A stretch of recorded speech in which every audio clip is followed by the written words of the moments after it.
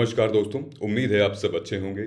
मैं सिद्धार्थ, आपका मेंटोर, स्वागत करता हूं आपका सिविल्स डेली के यूट्यूब क्लासेस पर, जहां आज हम बात करेंगे यूपीएससी प्रीलिम्स और मेंस से जुड़ी कुछ इंपॉर्टेंट एंड रेलेवेंट टॉपिक पर from the Hindu editorial and oped section. तो आज है दोस्तों 10th ऑफ फरवरी और दिन है थर्सडे यानी बृहस्पतिवार। ओके, इस चर्चा में आगे बढ़ने से पहले हम कल के दिए हुए कुछ क्वेश्चंस पे नजर डालेंगे, जहां मैंने कुछ क्वेश्चंस दिए थे आपको प्रीलिम्स और मेंस से रिलेटेड आपको सॉल्व करने के लिए। ठीक है, तो हमारे एस्पिरेंट्स ने उसका जवाब दिया है कमेंट करके। और जो हमारा पहला क्वेश्चन था जिससे related what are the major reasons for declining rice and wheat yield, और फिर डिस्पाइट ये वल्नरेबिलिटी, उसका आंसर इन बच्चों ने लिखा है। नितेश ने लिखा है, गहलावत जी ने लिखा है, अंजलि। सो इसको हम देखते हैं। ठीक है, इसका जो आंसर होगा वो होगा NABARD. Which one of the following agency is not included in the operation of किसान क्रेडिट बैंक। नाबार्ड एक ऐसी एजेंसी है, वो इंक्लूड नहीं है इसमें। ठीक है, दूसरा इसका जो आंसर मेरे ख्याल से ये हॉर्टिकल्चर होगा। इंटरवेंशन स्कीम MIS इसमें कवर की गई है। ठीक है, हॉर्टिकल्चर होगा। ठीक, मेंस के पर्सपेक्टिव में देखते हैं। नितेश, मैं आपका ये जो आंसर आपने मेंशन किया हुआ है, ये बहुत ही ज़बरदस्त फ्रेमवर्क है। आई डोंट नो आपने कैसे निकाला है, कैसे किया है। This is an exact framework for this question. ये आपका आंसर एक मॉडल आंसर बन सकता है दूसरे स्टूडेंट्स के लिए, दूसरे एस्पिरेंट्स के लिए।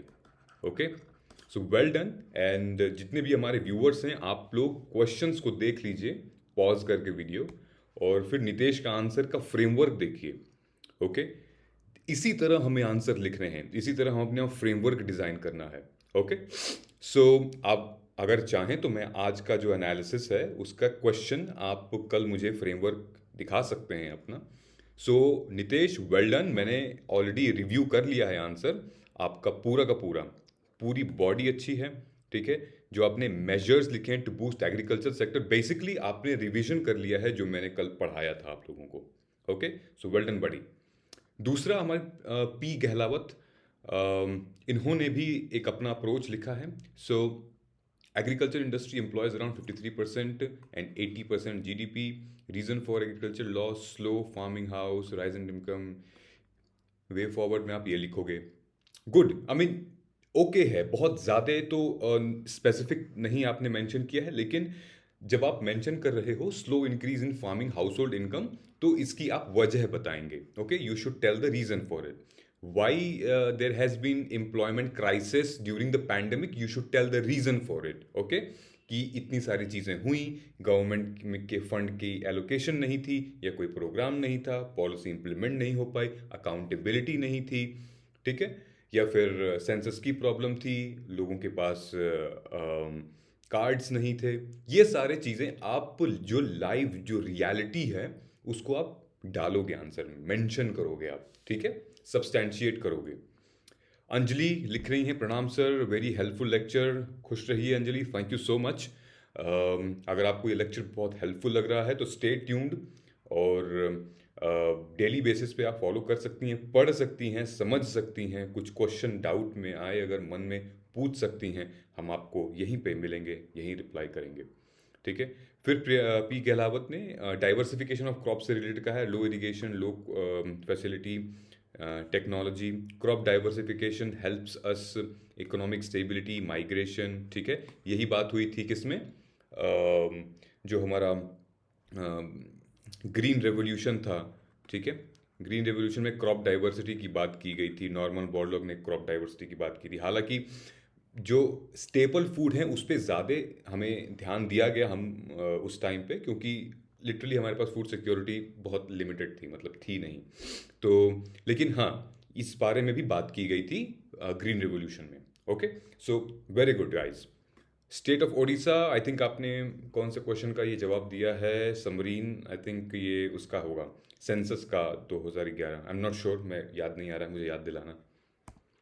ठीक है, सो दोस्तों, आगे बढ़ने से पहले ये है हमारे यूट्यूब चैनल, और ये कुछ प्रोग्राम्स हैं जो हमारे डेली आपको पता ही होगा क्योंकि आप डेली अब वॉच कर रहे हैं। सो प्लीज़ हमारे कुछ प्रोग्राम्स है जो हमने लास्ट वीक निकाले थे, उसको आप वॉच कर सकते हैं, जो कि how to avoid burnout, how watch 5 movies. ठीक है, ये है बेल आइकॉन, इसको प्रेस करना ना भूलें। जब प्रेस करेंगे तभी डेली इनिशिएटिव आपको पता चलेगा। आने वाले अब अगले 1 महीने में बहुत नए नए बहुत अलग अलग इनिशिएटिव्स आने वाले हैं, जो कि आपको आपके एग्ज़ाम के लिए, प्रीलिम्स 2022 के लिए बहुत हेल्पफुल साबित हो सकते हैं। ठीक है, प्लीज़ इसको सब्सक्राइब करिए, बेल आइकन को दबाइए और फिर stay tuned to our lectures. ठीक है, अब हम चलते हैं आज के न्यूज़पेपर में। तो ये है आज का हिंदू का न्यूज़पेपर। ठीक है, एक सेकेंड, इसको मैं ऊपर कर देता हूँ, इसको मैं zoom out zoom in. 2-3 article मैंने यहाँ पे कलर किया हुआ है, हाईलाइट किया हुआ है। पहले है एक केरला मॉडल, ओके, दूसरा है social justice in Uttar Pradesh, और तीसरा है प्राइवेटाइजेशन से। ठीक है, हमने 2 आर्टिकल को कवर किया है, एक तो केरला मॉडल और दूसरा प्राइवेटाइजेशन। ठीक है, हमने social justice in Uttar Pradesh को कवर नहीं किया है क्योंकि बहुत कुछ मसाला है नहीं इसमें। ठीक है, इतना तो आपको बीइंग एन यूपीएससी एस्पिरेंट इतना पता होगा आपको। ठीक है, बहुत ज़्यादा दलित्स और रिलीजन पॉलिटिक्स को लेके ये बात हुई है, बहुत कुछ नहीं है, तो मत पढ़िएगा इसको। अगर आप चाहें तो वीडियो पॉज करके 1-2 मिनट देख सकते हैं। ठीक है, अदरवाइज कुछ ज़्यादा खास है नहीं इसमें। तो हम चलते हैं अपने पहले आर्टिकल की तरफ, वो है reviving the Kerala model of development. ठीक है, शशि थरूर साहब का आर्टिकल है, जिनके साथ साथ विनोद थॉमस जी भी हैं, और अच्छा आर्टिकल है, मज़ा आएगा पढ़ने में। और केरला हमेशा से एक ऐसा राज्य रहा है दोस्तों, जो कि एग्जाम्पल बना है कई सारे देश, कई सारे कंट्रीज़ को, सॉरी कई सारे स्टेट्स के लिए एक एग्जाम्पल बना है कि वैसा वो लीड करे। इनफैक्ट यूरोप के कुछ कंट्रीज केरला के मॉडल से सीखते हैं। ओके, केरला का जो हेल्थ केयर सिस्टम है, केरला का जो एजुकेशन सिस्टम है, बहुत ही फिनोमिनल है, उससे वो सीखते हैं। ओके, तो हमारे भारत के जो राज्य हैं, कुछ राज्य ऐसे हैं जो कि इकोनॉमिक कंडीशन में, इकोनॉमिक स्टेटस पे बहुत नीचे से ऊपर आते हैं, उनके लिए प्रेरणा देता है ये केरला मॉडल। लेकिन ये आर्टिकल केरला मॉडल के प्रशंसा, मतलब कि अप्रिशिएशन पे नहीं है। ये आर्टिकल उसके ऊपर है कि जो कहा जाता है केरला मॉडल को डार्लिंग ऑफ डेवलपमेंट। ठीक है, एक समय पे बहुत अच्छे राजनीतिक विचारों के साथ ये मॉडल अपनाया गया था, 1970 की बात है।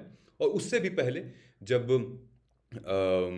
1950s में जब भारत आज़ाद हुआ था, और केरला के जो पहले मुख्यमंत्री थे, उन्होंने ये सारी चीज़ें इस्टेब्लिश की, उन्होंने हेल्थ फैसिलिटी इस्टेब्लिश की, उन्होंने एजुकेशन फैसिलिटी को इस्टेब्लिश किया। ठीक है, उस टाइम पे ये स्टेट सब्जेक्ट होता था, तो बहुत अच्छी इम्प्लीमेंटेशन की थी। लेकिन आज का जो आर्टिकल है वो इस बारे में है कि ब्लेसिंग एंड डिस्गाइज वाली बात हो गई है, कि जिस मामले को, जिस अचीवमेंट को केरला प्राउड समझता था, आज वही अचीवमेंट उसके लिए डेंजरस और वुल्नरेबल साबित हो गई है। ओके, तो हम यहाँ से ये समझेंगे कि क्या ऐसा है, क्या ऐसा हम सीख सकते हैं केरला मॉडल से, हम मतलब कि पूरा का पूरा इंडिया। ठीक है, मतलब कि अलग अलग राज्य क्या सीख सकते हैं केरला मॉडल से, क्या नहीं अपनाना चाहिए, क्या नहीं करना चाहिए, वो भी सीख सकते हैं। ठीक है, तो आइए हम जानते हैं आर्टिकल के जरिए कि क्या मुद्दा है यहाँ पे। GS3 और GS2 का एक इम्पॉर्टेंट एस्पेक्ट है, आप देख सकते हैं, ये PDF आप डाउनलोड करके, आपके लिए ही PDF बनाते हैं हम लोग, अदरवाइज न्यूज़पेपर से पढ़ा सकते थे। ठीक है, तो PDF डाउनलोड करके आप आराम से पढ़ लीजिएगा मैंने क्या मेंशन किया है। ये GS2 और GS3 के पेपर से रिलेटेड है। ये लोगो है केरला गवर्नमेंट का। ओके, सो दोस्तों, जैसा कि मैंने कहा कि केरला को एक डार्लिंग ऑफ डेवलपमेंट ऐसा एक्सपर्ट्स कहते थे। ठीक है, क्योंकि यहाँ पे NGOs काफ़ी सक्रिय हैं, यहाँ पे सोशल एक्टिविस्ट काफ़ी सक्रिय हैं, बहुत एक्टिव हैं। ठीक है, यहाँ पे जो कम्युनिटी मॉडल है, हेल्थ केयर मॉडल है, यहाँ पे जो सिविल सोसाइटी है, जो प्रेशर ग्रुप्स है, बहुत एक्टिव है। ठीक है, केरला एक ऐसा राज्य है दोस्तों जहाँ पे गांव-गांव में लोगों के पास इंटरनेट कनेक्शंस हैं, गांव-गांव में लोगों के पास मोबाइल है और फैसिलिटीज़ है। ठीक है, जहाँ पे इसकी सुविधा उठाते हैं। बहुत थोड़ा सा एडवांस है एजुकेशनल पर्सपेक्टिव में, ठीक है, नॉलेज है लोगों के पास, ज्ञान है, और फैसिलिटीज़ भी आम जीवन जीने के लिए, एक सामाजिक आर्थिक स्थिति को बैलेंस करने के लिए बहुत ही अच्छा राज्य है ये। लेकिन कुछ इंडिकेटर्स ऐसे हैं केरला में जहाँ पे दिक्कत है, ठीक है। पहले तो ये था कि Kerala model seems to show that impressive level of human development indicators, जहाँ पे मैंने कहा था ना, हेल्थ में, एजुकेशन में, क्वालिटी ऑफ लाइफ में, comparable even to some rich countries, जैसे कि मैंने कहा यूरोप वगैरह से इसकी तुलना होती थी, can be achieved without a correspondingly high level of income, could be achieved without a correspondingly high level of income, ठीक है। तो जब ये सारी चीज़ें हैं तो मतलब कि इन्वेस्टमेंट भी इसमें काफ़ी लगी होगी, हेल्थ में, एजुकेशन में, क्वालिटी ऑफ लाइफ में, ठीक है। तो जिस हिसाब से इन्वेस्टमेंट लगी है, मतलब गवर्नमेंट का इनिशिएटिव, गवर्नमेंट का जो फंडिंग की एलोकेशन है, गवर्नमेंट की जो पॉलिसीज़ हैं, जो नीति निर्माण बनाती है, स्कीम्स बनाती है, वो बहुत ज़्यादा मायने रखता है इसमें, ठीक है। हम देखते हैं कि अभी क्यों ये मुद्दा उछल के आया है, द फोकस ऑन फेलियर्स। सो दोस्तों, केरला एक ऐसा राज्य भी है जहां पे बहुत कम एम्प्लॉयमेंट है, ठीक है। रिसेंटली अभी हमने 2018 में देखा था कि लगभग 4 औरतें जिनका आईएसआई से, पाकिस्तान से संबंध था, और वो टेररिस्ट ऑर्गेनाइजेशन को सपोर्ट कर रही थी, वो जो आइडियोलॉजिकल वॉर है उसको सपोर्ट कर रही थी। क्यों? क्योंकि उनके घर में चलाने के लिए, खाना पीना, नौकरी करने के लिए, खाने के लिए पैसे रुपए नहीं थे, ठीक है। तो ऐसे लोगों को जब आप 1 लाख रुपए दे दोगे, जब हाथ में कट्टा दे दोगे, बंदूक दे दोगे, तो सेंस ऑफ पावर महसूस होगा, ठीक है। एक एक अथॉरिटी की एक अथॉरिटी जैसा महसूस होगा, ठीक है। जिसको 5,000 रुपये नहीं मिलता है पूरे के पूरे महीने में, उसको आप 1 लाख रुपए एक काम के लिए दे दोगे, तो ऑफ कोर्स एथिक्स कहाँ से रह जाएगा? नहीं रह जाएगा, ठीक है। फिर पापी पेट का सवाल है, करना तो पड़ेगा। तो low level of employment, low level of food intake, low incomes, accompanied high level of alcoholism and the nation's worst suicide rate Kerala में है, ओके। ये सब दोस्तों डिपेंड करता है इकोनॉमिक्स रिलेटेड। अगर आप देखोगे केरला में कोई ऐसी इंडस्ट्री नहीं है, ठीक है, कोई बड़ी कंपनी स्टैब्लिश्ड वहाँ नहीं है। इस वजह से जो सोशो इकोनॉमिक फैक्टर है, जो सामाजिक आर्थिक फैक्टर है, बेसिकली इनकम से रिलेटेड, वो कम है केरला में। इसलिए केरला के लोग, जो बच्चे पढ़ लिखते हैं, वो बाहर चले जाते हैं। हालांकि और भी राज्यों से बाहर चले जाते हैं, लेकिन वो दूसरी बात है। यहाँ बात है कि केरला अपने आप में कुछ इंडिकेटर्स पे बहुत ज़बरदस्त है। रिच कंट्रीज़ के साथ हम कंपेयर करते हैं, लेकिन कुछ इंडिकेटर्स में बहुत वर्स्ट है, ठीक है, जो नहीं होना चाहिए था, जैसे कि हमने बात देखी है यहाँ पे। So there is an irony that some of very strengths of Kerala's approach have become the source of vulnerability, ठीक है। For instance, the high life expectancy is translating into death rates. कोविड-19 में कहते हैं कि केरला में हाई लाइफ एक्सपेक्टेंसी है, मतलब कि लोग एक ऑन एन एवरेज 75 साल, 80 साल तक जीते हैं। लेकिन कोरोना के टाइम पे, कोरोना वायरस के टाइम पे, ये वही राज्य है जहाँ पे सबसे ज़्यादा दुर्घटना हुई, सबसे ज़्यादा मौतें हुई, हादसे हुए, ठीक है। केरला में ही सबसे पहले कोविड-19 के केस डिटेक्ट हुए थे 2020 जनवरी में ही, ठीक है। हालांकि बहुत सारे हेल्थ केयर मॉडल्स को फॉलो किया गया था, लेकिन केरला ने अपना गार्ड नीचे कर लिया था। उसको लगा था कि शायद वो प्रोटेक्ट कर सकता है।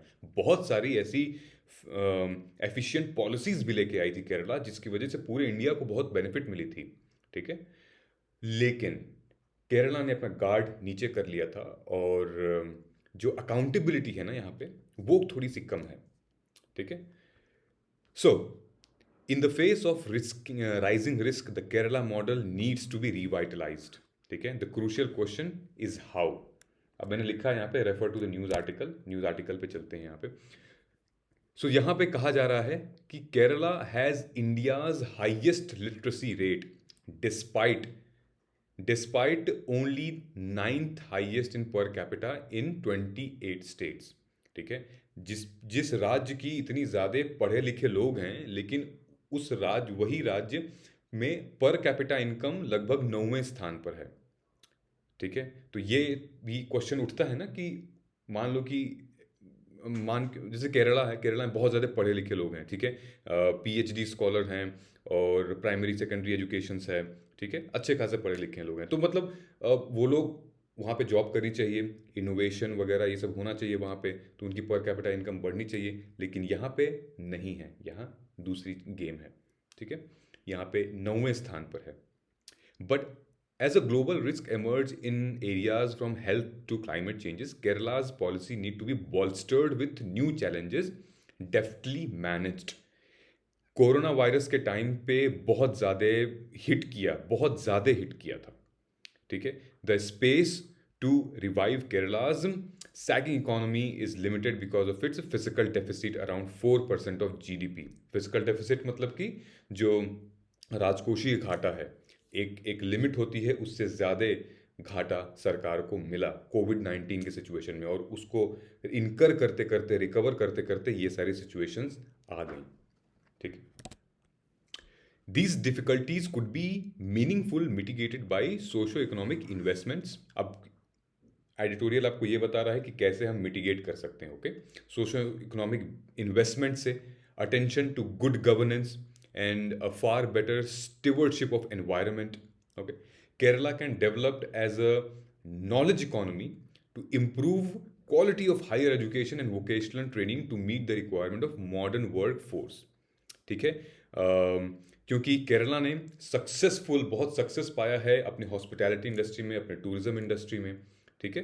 क्योंकि वहाँ पे सबसे ज़्यादा पढ़े लिखे लोग हैं, सबसे ज़्यादा लिटरेसी रेट है, तो इफेक्टिवली यूज़ हो सकती है वो सारी बहुत सारे फंक्शंस में, ठीक है। जैसे यहाँ पे हम देख सकते हैं इंटरवेंशंस की बात हम कर रहे हैं, interventions that reaches all. Our focus should be on the quantity as well as the quality of health and education, ठीक है, and on ensuring that intervention reaches at all segment of the population, ठीक है। कौन कौन सी बात हो रही है यहाँ पे कि कुछ मामले हैं जो कि Kerala could be a regional if not national territory for education, biology, health care, digital technology, where it has considerably expertise. Kerala is the first digital state with the highest share of household and personal computers and internet connections, mobile phones, digital literacy, जो कि मैंने अभी आपसे कहा था, ठीक है। Digital tools such as, जब कोविड टाइम पे ये सारे टूल्स इंप्लीमेंट किए गए थे, e Sanjeevani, tele medicine portal offering psycho social support for struggling with the virus and its after effect, ठीक है। बहुत सारी ऐसी सिचुएशन थी जो कि इंट्रोड्यूस हुई थी, ठीक है। We can build on and expand such approaches, learning from instance from Singapore's new generational health apps and technologies, ठीक है। तो कुछ ऐसी टेक्नोलॉजीज हैं, ऐसे सिचुएशंस हैं, हम इम्प्लीमेंट कर सकते हैं केरला को आगे बढ़ाने के लिए, और ना कि केरला को, हम और राज्य में भी इसको इम्प्लीमेंट कर सकते हैं, okay. The public affair index 2020 ranked Kerala as the best governed large state of 2019 on the basis of 50 reflecting indicator. Majorly कौन कौन से थे उसमें? Equity, growth, sustainability, okay. Decentralised government, ठीक है, वो नीचे से inverted tree, decentralised government, a strong grass root level of accredited social health services मतलब ASHA, volunteer groups, Kudumbashree member, ठीक है, हेल्प इन पैंडेमिक मैनेजमेंट, जैसे कि मैंने अभी आपको शुरू में बताया था एडिटोरियल के, ठीक। While there are lessons from others, Kerala needs to be more agile in public expenditure on health and developing local self-delivery system, ठीक है। यहाँ पे हम आते हैं, The Earth Does Matter। 2018 का फ्लड आया था केरला में, वो त्रासदी के रूप में आया था और लगभग 400 से ज़्यादा जान ले चुका था, और लगभग 15 से 20 लाख लोगों को इधर से उधर डिस्प्लेस कर चुका था, ठीक है, जिसकी खर्चे लगभग 40,000 करोड़ तक आए थे दोस्तों। ये कुछ ऐसी सिचुएशन है केरला को जहाँ पे उसको ध्यान देना पड़ेगा। पैंडेमिक हेल्थ केयर सिस्टम तो है ही, लेकिन जो बाउंड्रीज हैं, फ्लड है, एक्ट ऑफ गॉड वाली चीज़ें हैं, उस पर भी ध्यान देना पड़ेगा। आधा पैसा तो उसी में घुस जाता है, तो कहाँ से फिर अपॉइंट होगी? माधव गैडगिल कमेटी के रिपोर्ट के अनुसार they have adopted a minimal necessary modification to protect vulnerable population, ठीक है।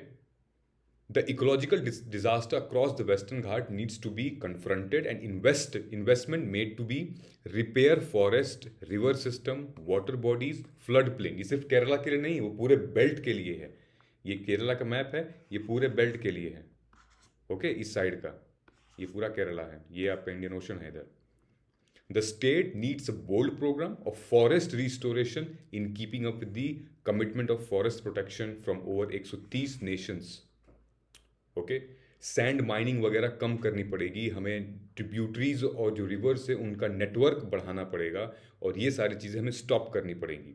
ठीक है, वाटर मैनेजमेंट कॉल्स लेने पड़ेंगे, जो हमारा वर्ल्ड कमीशन ऑन डैम्स है उसके तहत हमें चीज़ें बनानी पड़ेंगी.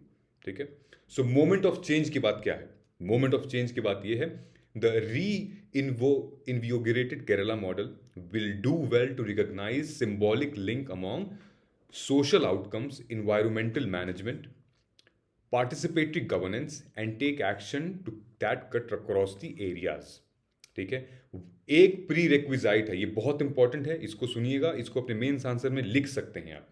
वन प्री रिक्विजाइट रिक्वेस्ट ये है कि फॉर अचीविंग सस्टेनेबल डेवलपमेंट, एक हमें अगर अपना SDG गोल अचीव करना है, ये सिर्फ केरला की बात नहीं है, हर राज्यों की बात है. अगर हमें अपना सस्टेनेबल गोल डेवलपमेंट अचीव करना है तो that would be to change the perception of the state in our extremely politicised environment, specially notorious hartals. Hartal के चक्कर में बहुत सारे ऐसे हमारे जो काम हैं वो रुक जाते हैं. पॉलिटिकल गेन्स और पॉलिटिकल इन्वायरमेंट के को देखते हुए कि एक पार्टी कुछ और कह रही है, दूसरी पार्टी कुछ और कह रही है. एक पार्टी जब सत्ता में आ रही है तो कुछ और डेवलपमेंट कर रही है, दूसरी पार्टी सत्ता में आ रही है तो वो कुछ और ही अपने हिसाब से डेवलपमेंट कर रही है. तो ये सारे मुद्दे देखने पड़ेंगे. राज्य पहले आना चाहिए, पार्टी बाद में आएगी. देश पहले आना चाहिए, वोट होते रहेंगे. ठीक है, यहाँ पे शशि थरूर ने मेंशन किया है कि श्री नारायण गुरु फेमसली कहा करते थे कि मथम इथायलुम मनुष्य नन्याल मथी, मतलब कि whatever his religion it is enough that a man to be good. Okay, similarly Kerala को ये कहना चाहिए कि राष्ट्रियम इथायलम राष्ट्रम नन्याल मथी, मतलब कि what ever the politics it is enough that the country be better. चाहे कोई भी राजनीति हो, कोई भी राजनेता हो, कहीं का भी हो, स्टेट देश बेटर होना चाहिए. आई होप ये आर्टिकल आपको समझ में आया होगा. तो चलिए, इससे रिलेटेड 2 क्वेश्चंस मैंने आपको दिए हैं, ये तुरंत कमेंट करके आप बता दीजिए, वीडियो पॉज करके, कि इन दोनों को बीच में हम क्या फिल इन द ब्लैंक्स भरें. और ये है मेंस का क्वेश्चन, जिसके तहत आप अपना फ्रेम कर सकते हैं मेंस का आंसर, और आप हमें कमेंट करके बता सकते हैं. ठीक है, आइए अब हम प्राइवेटाइजेशन वाले आर्टिकल पे चलते हैं. सो एक सेकेंड, प्राइवेटाइजेशन ये है वरुण गांधी, फिरोज गांधी, मतलब वरुण गांधी के लड़के हैं, फिरोज वरुण गांधी, जो कि ऑलरेडी पीलीभीत क्षेत्र से सांसद हैं, बीजेपी में हैं. बहुत अच्छा आर्टिकल लिखा इन्होंने कि प्राइवेटाइजेशन की तरफ हमें एक झलक देखनी चाहिए. ठीक है, अब वो क्या झलक है, वो बेसिकली ये कहना चाह रहे हैं कि प्राइवेट कंपनीज के बहुत सारे लोन्स हैं. ठीक है, ये देखा जा रहा है कि इलेक्शन के टाइम पे प्राइवेट कंपनीज के ये लोन्स राइट ऑफ कर दिए जा रहे हैं. क्यों? क्योंकि वो फंड करते हैं गवर्नमेंट को. कैसे? इलेक्टोरल बॉन्ड वगैरह ये होती हैं चीज़ें. ठीक है, तो इन्हीं चीज़ों पे उन्होंने बात करी है. कहते हैं, ये पहले देखिए, ये है GS पेपर 3 का, banking sector, NBFCs and all, ये mobilisation of resources, path to privatisation. ये तो पूरा दूसरा मुद्दा था बेसिकली. ये वो मुद्दा था जहां मोदी जी अभी ऐसे ऐसे कर रहे हैं. वो मुद्दा था जहां पे कि कोई एक पब्लिक प्रॉपर्टी है, ठीक है, लेट से कि एक नेशनल हाईवे है, उसको मोनेटाइज करना, मतलब कि एक पब्लिक प्रॉपर्टी को, प्राइवेट प्रॉपर्टी को हम लीज पे दे रहे हैं 10 साल के लिए. ठीक है, जब हम लीज पे देते हैं 10 साल के लिए तो प्राइवेट प्रॉपर्टी हमें उसका पैसा देती है, और वो पैसा फिर हम यूज़ करते हैं वेलफेयर स्कीम्स के लिए. ठीक है, तो ये तो बात हो गई मोनेटाइजेशन की. ये एक तरीके का है PPP model, public private partnership model. ठीक है, लेकिन पूरी तरीके से प्राइवेटाइज कर देना किसी चीज़ को, इसके बारे में पूरी बात की गई है और ये रियलिटी है। तो उससे रिलेटेड आर्टिकल कहता है कि भारत का जो फिजिकल डेफिसिट 2022 के बजट के हिसाब से वो ये तय हुआ है 6.8%। ठीक है, इससे ऊपर नहीं जाना चाहिए। ठीक है, इतना घाटा, इतना हम कर्ज सह सकते हैं। ठीक है, लेमन लैंग्वेज में कहें तो 15 लाख करोड़ रुपए। ठीक है, when considering the depth state as well, this jumps to, बोले तो कि ये उस सिचुएशन में है जब एमजी नरेगा को 25% की कम एलोकेशन मिली है और मिनिस्ट्री ऑफ डिफेंस को लगभग 4.78 करोड़ की एलोकेशन मिली है। ठीक है, ये सब पिछले साल से कम है। ठीक, ये बात समझ में आ गई। ये मैं गवर्नमेंट के पॉलिसी की एलोकेशन की बात कर रहा हूं कि इतना एलोकेशन दिया गया, इतना फंड दिया गया है इन मामलों में। ठीक है, और फिजिकल डेफिसिट, राजकोषीय घाटा इतना सह सकते हैं 6.8।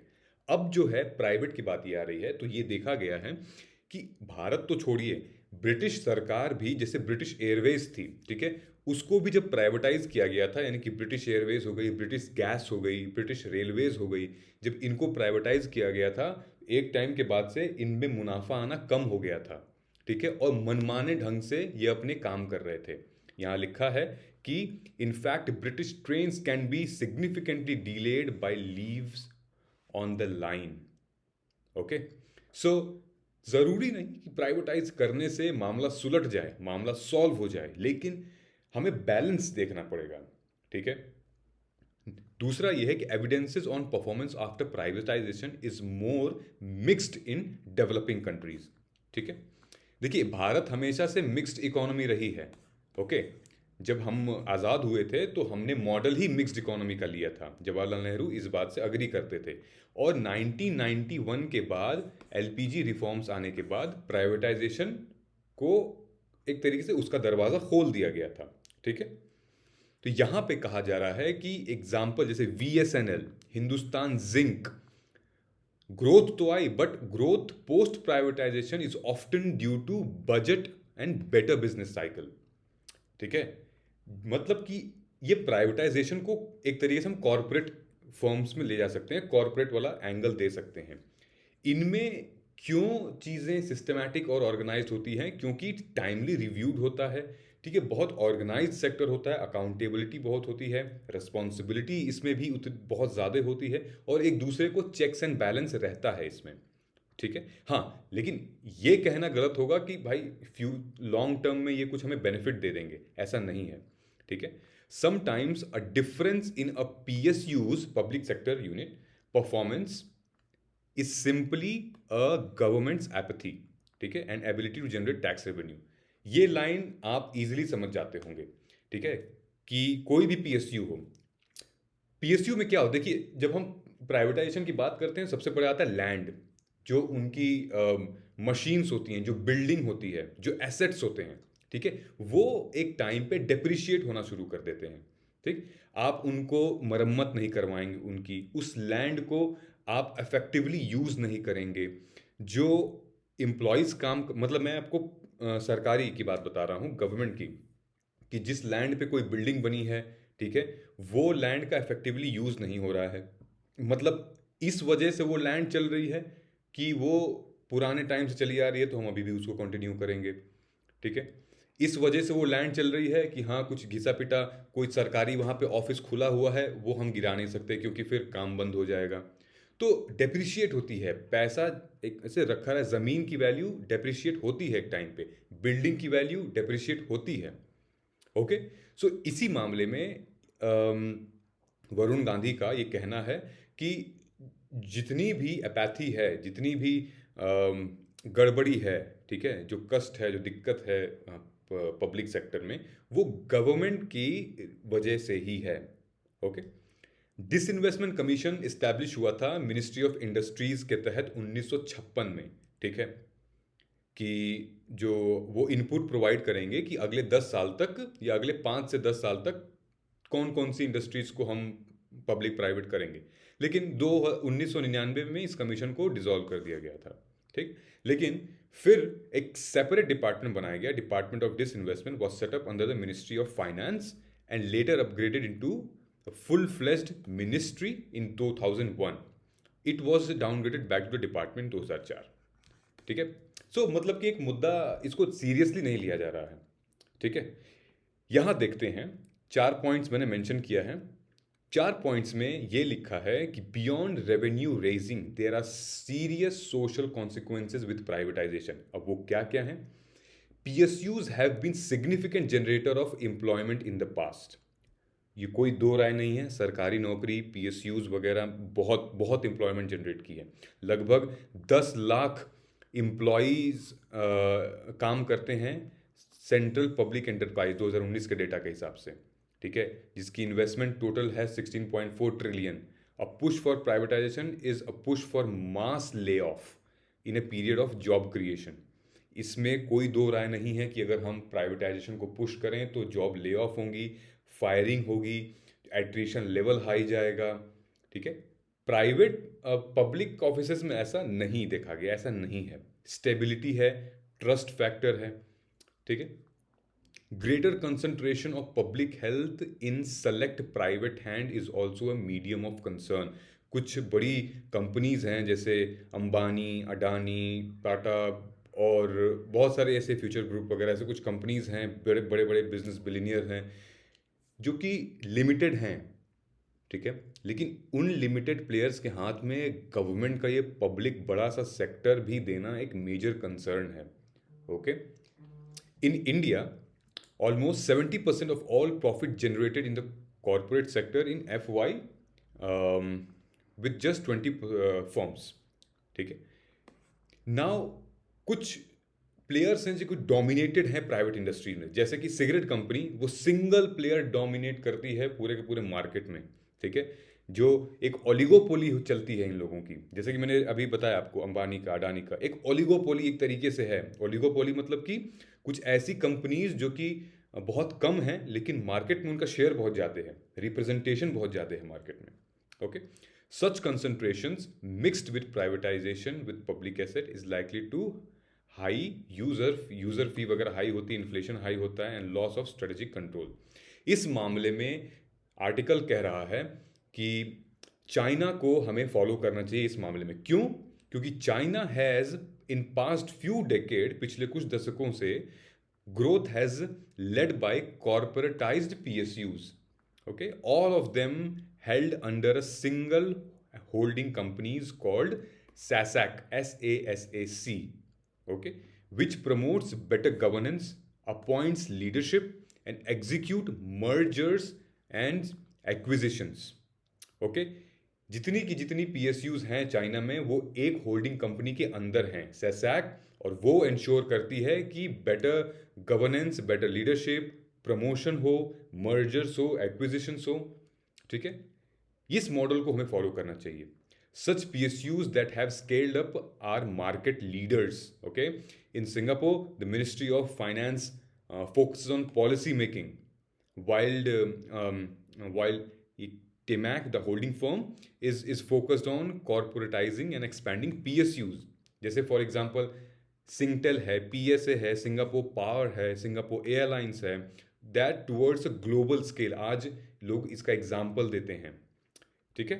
So India could learn from these things and हम भी कर सकते हैं ऐसे. चाइना मॉडल को फॉलो कर सकते हैं, सिंगापुर मॉडल को फॉलो कर सकते हैं.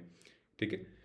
सो अ PSU with greater autonomy with the government retaining holding control via holding firm can subject to right incentives. ठीक है. एक ग्रेटर ऑटोनॉमी होनी चाहिए, एक आज़ादी होनी चाहिए, एक कंट्रोल होना चाहिए, चेक्स एंड बैलेंस होना चाहिए एक PSU में. ठीक है. और सरकारें हमेशा उसको चेक्स एंड बैलेंसेस को एग्जामिन करे, इन्वेस्टिगेट करे, उसमें इन्वेस्ट करे पैसा, तब जाके एक राइट इंसेंटिव का प्लेटफॉर्म बनेगा और तब जाके हम एफिशिएंट हो सकेंगे, इनफैक्ट चाइना से भी और सिंगापुर से भी. ठीक है. इसलिए ये चीज़ मैंने यहाँ पे चिपकाई है. क्यों? राजनीति को लेके, पॉलिटिक्स को लेके, कि a hunt for immediate revenue should not overshadow the long term interest of ordinary Indian. Okay. Now ये है इससे रिलेटेड कुछ question. I would request you guys to kindly comment. ये मुझे बताइएगा कि जो PJ नायक कमेटी थी, रिकमेंडेशन बैंक से रिलेटेड था वैसे. ठीक है. आप मुझे बताइएगा कि क्या इस कमेटी ने क्या रेकमेंड किया था। मेंस का क्वेश्चन ये है प्राइवेटाइजेशन के ऊपर, इसको भी आप हमें कमेंट करके बता सकते हैं। ठीक है, तो चलिए दोस्तों, आज का आर्टिकल हमारा यही ख़त्म होता है और उम्मीद करता हूँ कि आपको आज जो भी डाउट्स थे इस मामले में समझ में आए होंगे। So I would request you guys to kindly like, subscribe and share. Do not forget to comment. पूछे गए सवाल को प्लीज़ कमेंट करके बताइए और हम मिलते हैं अपने कल के ओपेड एनालिसिस में। तब तक के लिए जय हिंद।